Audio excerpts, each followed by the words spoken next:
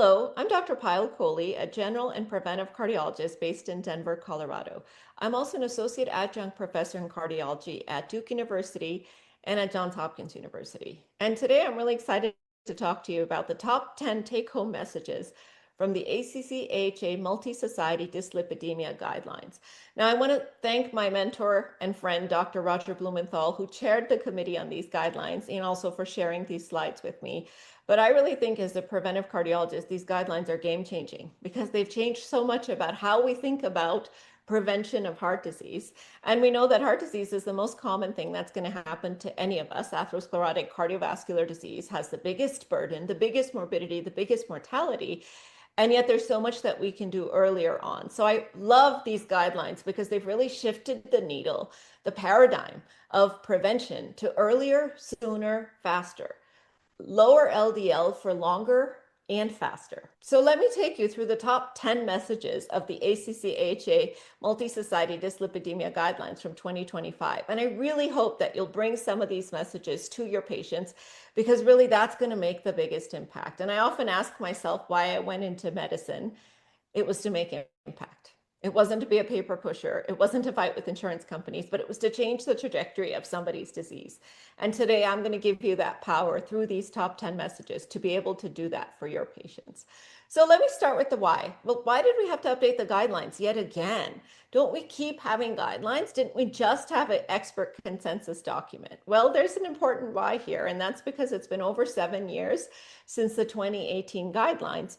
And lots of things have changed since then. We've actually had the FDA approval of 3 new non-statin therapies that weren't included previously, including bempedoic acid, inclisiran, and evinacumab.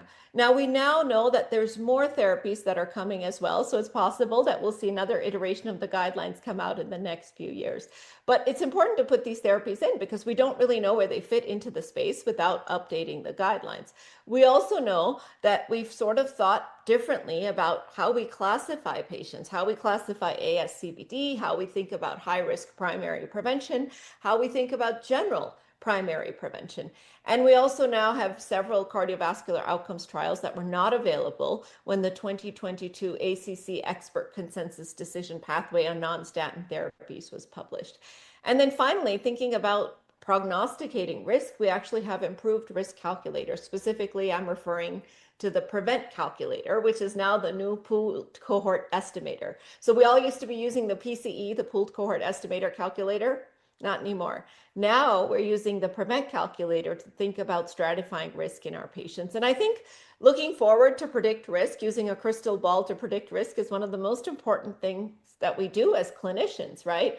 Because again, like I said before, the most common thing that's going to happen to us are our patients.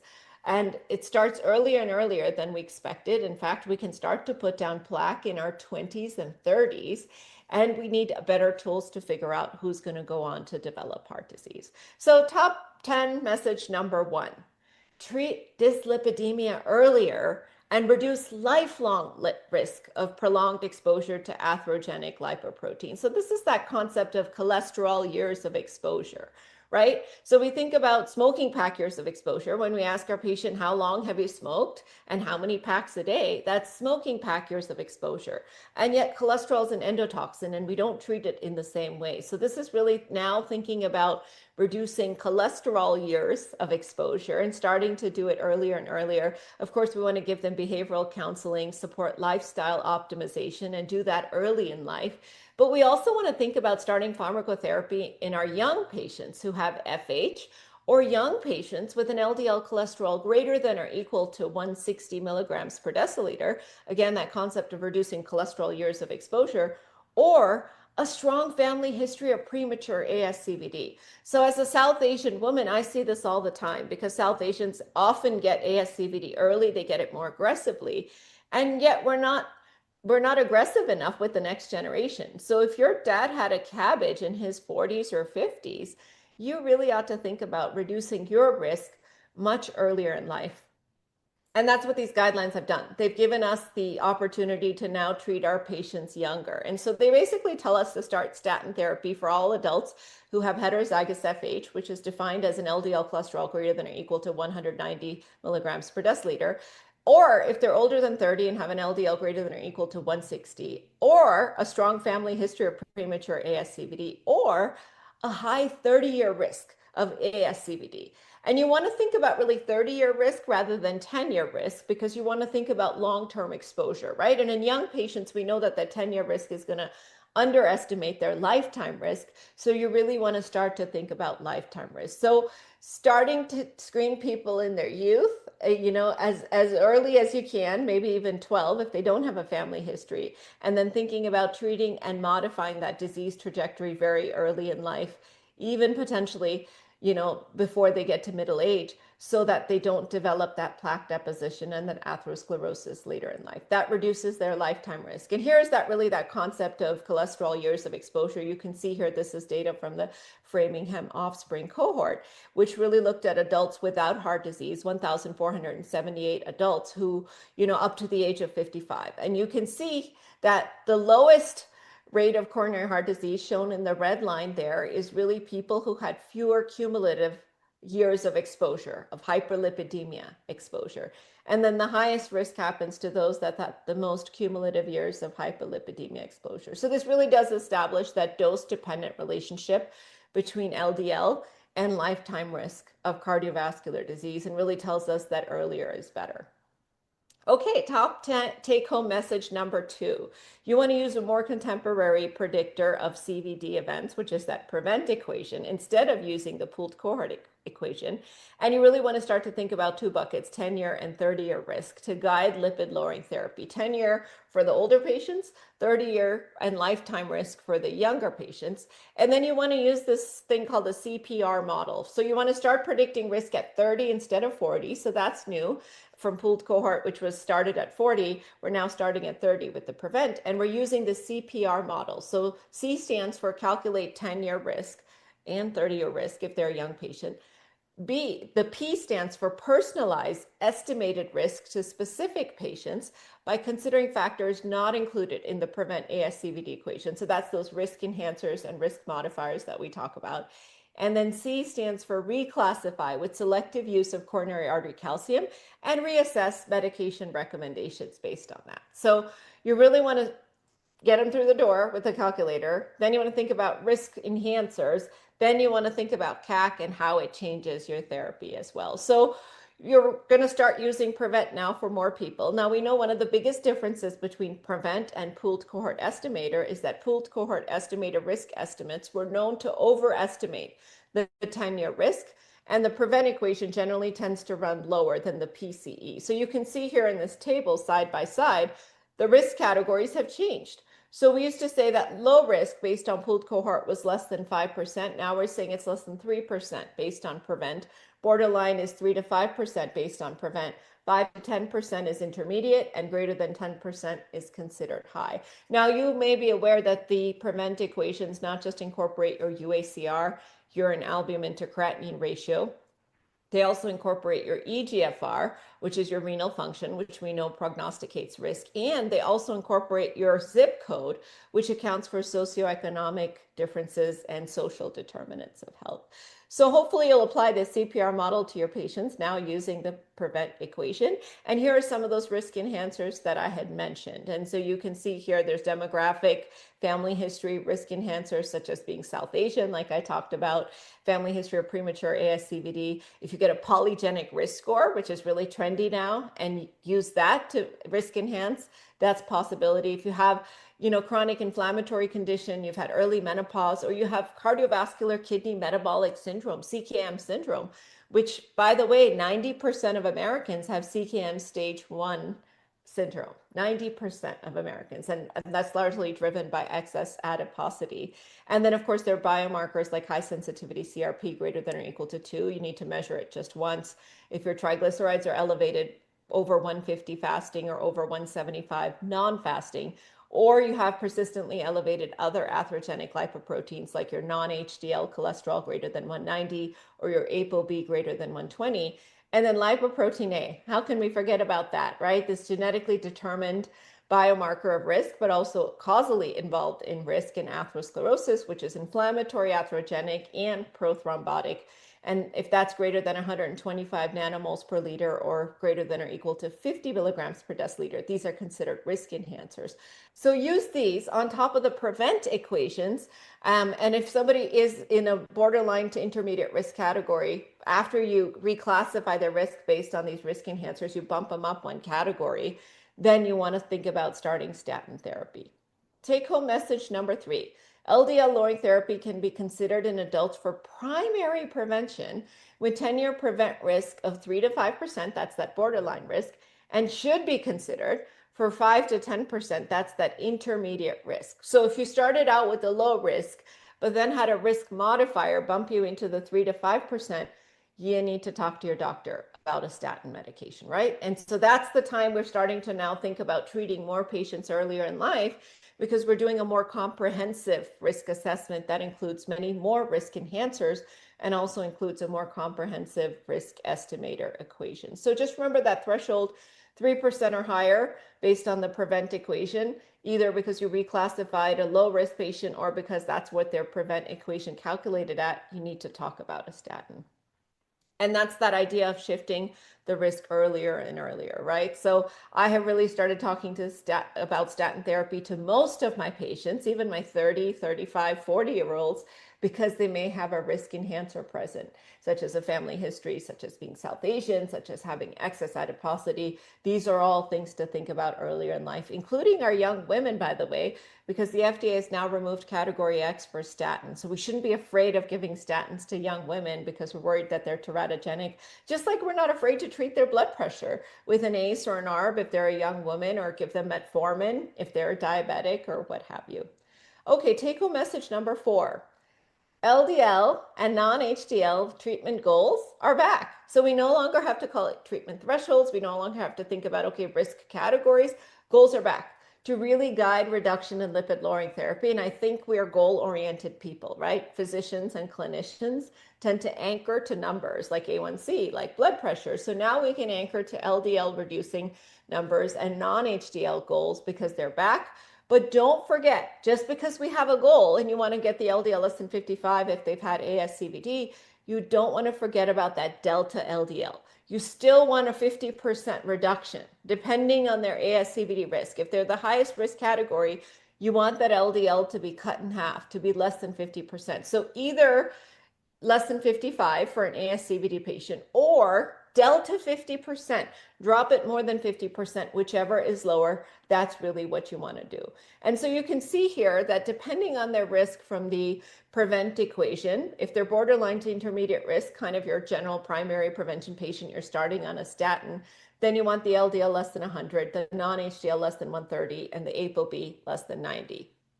If they're high risk because they're diabetic with risk factors, because they have greater than 10% prevent 10-year risk, or if they have a CAC between 100 and 1,000, you generally want their LDL at least less than 70, at least the non-HDL less than 100, and the ApoB at least less than 70. But here's what I'll say, and you'll see this in the next take-home message, is that we're really blending the high risk and the very high risk. We're sort of getting rid of that distinction, because by the time you've got a calcium score between 100 and 1,000, you already have subclinical atherosclerosis. Your plaque hasn't declared itself yet. It hasn't had a clinical event, but you have significant disease. So you really want to think about driving that LDL down to stabilize that plaque, to prevent plaque rupture, to, prevent accumulation of additional plaque, and even regress that plaque a little bit. So it's really optional, as you can see on the bottom there, that to get those people down to an LDL less than 55, a non-HDL less than 85, and an ApoB less than 55. Now, of course, if you've got a calcium score greater than 1,000, or you've already had clinical ASCVD, you really do need to think about being in the most aggressive risk category. So that's take-home point number 4. All right, take-home point number 5. ApoB testing is back, right? We can use that as a way to really improve our risk assessment once LDL and non-HDL-C goals are met. So this is what I do. I serially test. I don't test it out the door, because we know that many treatments like statins and such that lower your LDL will also reduce your non-HDL. And may impact your ApoB as well. So what I do is kind of optimize the LDL. I get them on their non-HDL goals, and then I think about checking ApoB, particularly if there's somebody who has target signs on them because their triglycerides are elevated over 200, they have diabetes, or I've already gotten their LDL down less than 70. So this really helps me to identify that residual risk, that residual cholesterol risk or lipoprotein related risk that may be underestimated by the standard lipid profile alone, and really helps us to tease out some of those lipid disorders as well. So make sure you get them to the LDL goal, and then especially check it if they have diabetes, metabolic syndrome, CKM syndrome, trigs are over 200. And if ApoB is elevated, even if your LDL is controlled, you want to think about intensifying therapy. And you know that, atherogenic lipoproteins have an ApoB protein stuck to them. So ApoB is really a measure of the total number of atherogenic lipoproteins, and it's not affected by fasting. So it's a really nice marker to see kind of all the bad guys besides the LDL that are swimming around in the bloodstream. Okay, take home message number 6, Lp(a), right?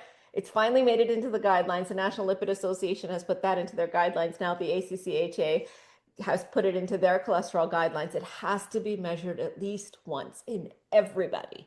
So if somebody comes to your office for PVCs, for back pain, for urinary tract infection, for knee pain, it doesn't matter. If they have not had a single lifetime lipoprotein A measurement, you really do want to measure it. And then if it comes back elevated, and you really want to try to measure it nanomoles per liter, which is a mass, rather than milligrams per deciliter, which is a concentration.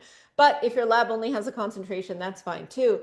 If it comes back elevated, it's a risk enhancer. So really the thresholds for risk are if it's greater than 125 nanomoles per liter or 50 milligrams per deciliter, that's associated with a one-fold higher risk of ASCVD, not to mention aortic stenosis and blood clots and inflammation and all these other things.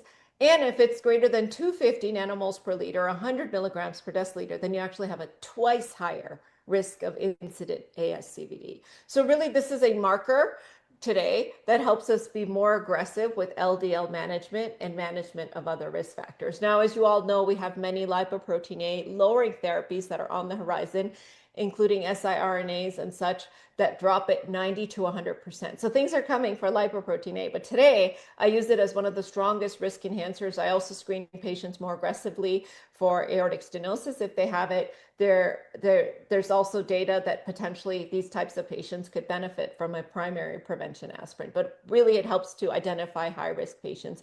And here's that risk relationship. Now we know that lipoprotein A is essentially an LDL particle that's bound to something called an apolipoprotein A particle.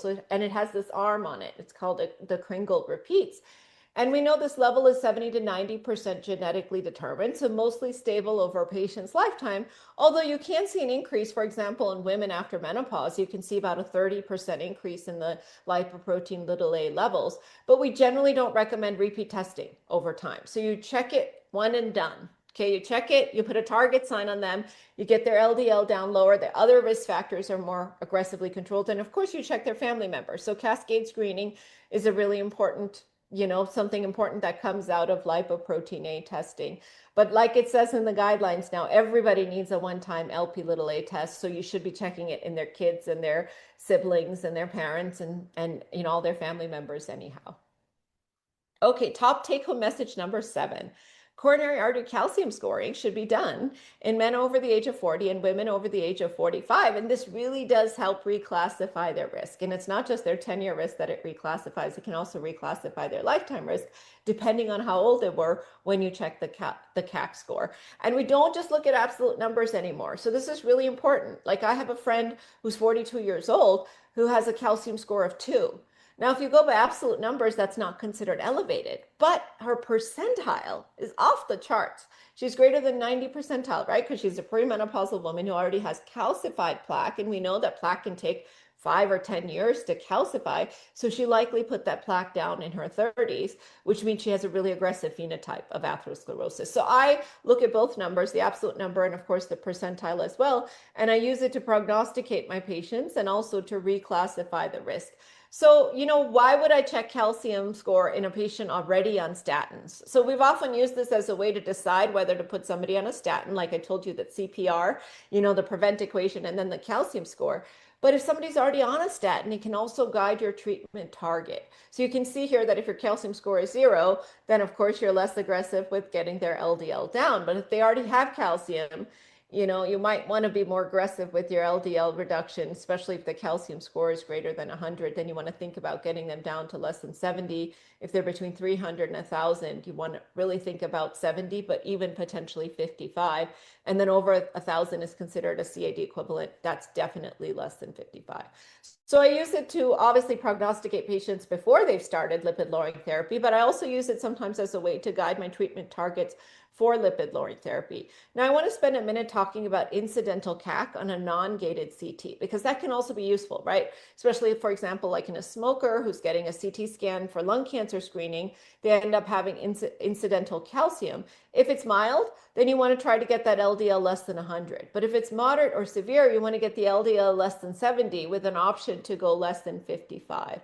But the absence of incidental CAC should not be used like a calcium score of 0, because it's got a low negative predictive value because it's a non-gated scan. So let me say that again. Just because they get a lung cancer CT scan and it doesn't say that there's any coronary calcium, that doesn't mean the CAC is necessarily 0. So the negative predictive value of a negative non-gated CT scan is really low. However, if it comes up positive, you can potentially think about initiating statin treatment without necessarily repeating the calcium score, depending on the mild category versus the moderate to severe. Okay, top take-home message number 8.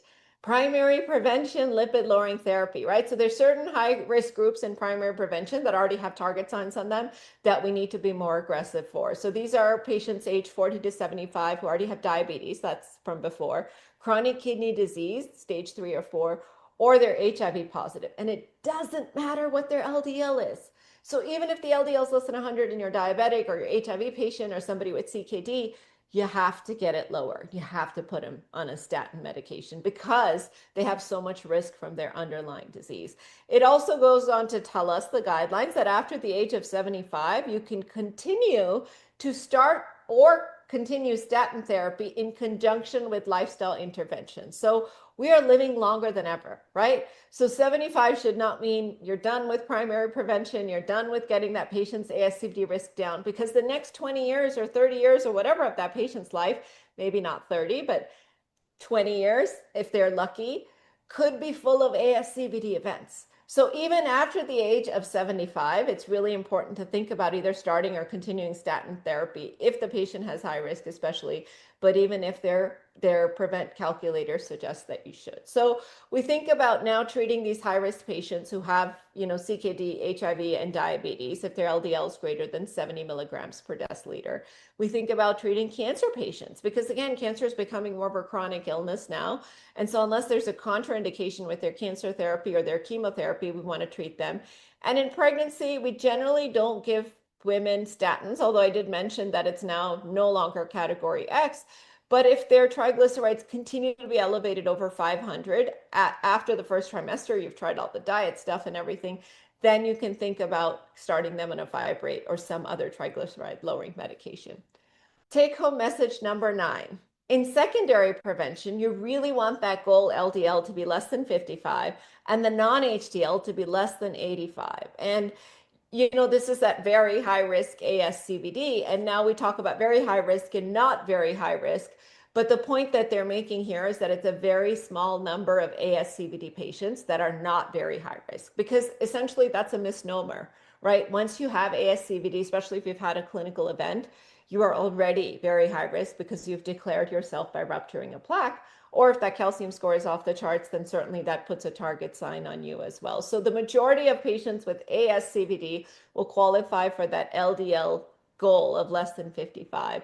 And so we're talking about primary and a half versus secondary prevention. And really what this means is subclinical atherosclerosis should be treated like clinical atherosclerosis. So when we find all this ASCVD on our imaging tests, We don't ignore it. We think about them as having an ASCVD equivalent. And really, is there enough evidence at this point to not distinguish this ASCVD not at very high risk versus ASCVD at very high risk? So these guidelines suggest that really these categories should be think about being collapsed so that you either have ASCVD or you don't. Your primary prevention or your high-risk secondary prevention / ASCVD.